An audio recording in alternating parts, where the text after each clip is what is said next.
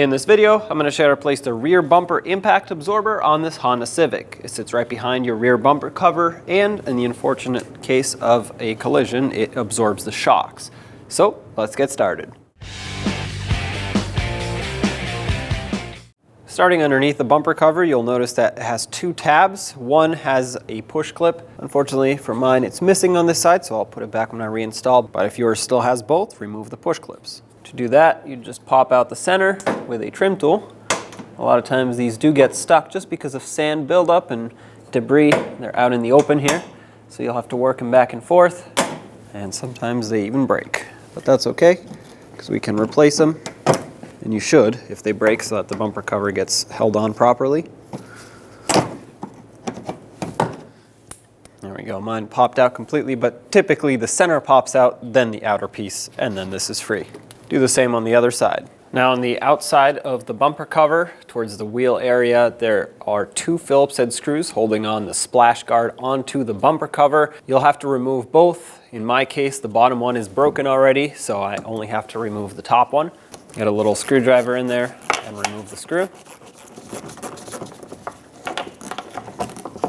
Pull this off. Right above, there's another Phillips head screw. Remove that as well.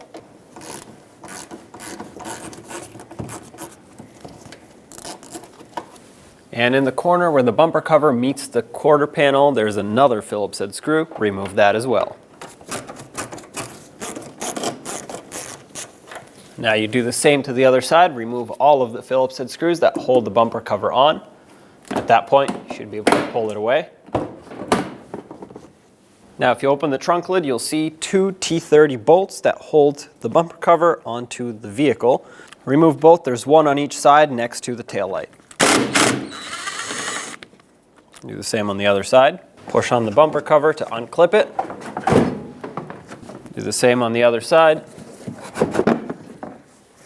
And remove it from the vehicle. Remove this foam piece. Now on each side through these holes, you'll see 12mm mounting bolts. Remove them all. There's 3 on each side.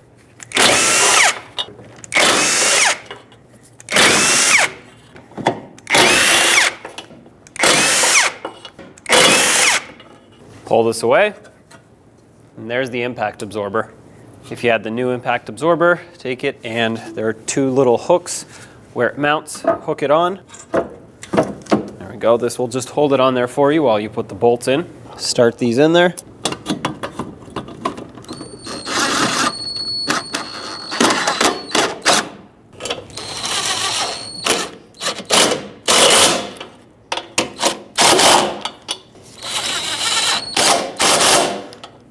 Torque these to 35 foot-pounds. And do the same on the other side.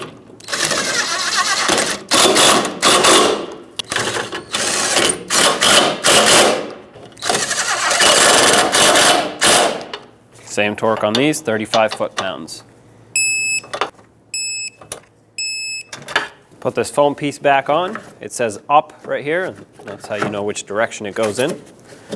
Clip it on, put the bumper cover back on, line it up underneath the taillights, as well as underneath the trunk seal. Install the 2 Torx bolts. Bottom them out. Threads are a little rusty on this one, so it sounds like it's tighter than it actually is, but it's not. Do the same on the other side. Take the bumper cover and clip it into the bracket that's behind here. Reinstall the screw that holds it to the quarter panel. Okay, make that nice and snug. And I had these 2 screws here. You should have had 3 if your splash guard actually came off the right way.